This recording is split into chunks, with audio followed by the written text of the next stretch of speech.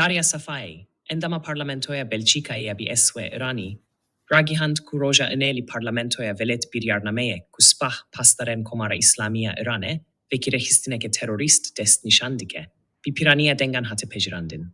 Ev biryarname, ku du hefte bere ji aliyê Komîteya Karûbarên Derve ve jî hate pejirandin, bi 335 dengên ere, 14 dengên bêalî û 10 dengên li dijî hate pejirandin. Safai got ku ev biryar gaveke girîng eci bo çêkirin li ser komara İslamî.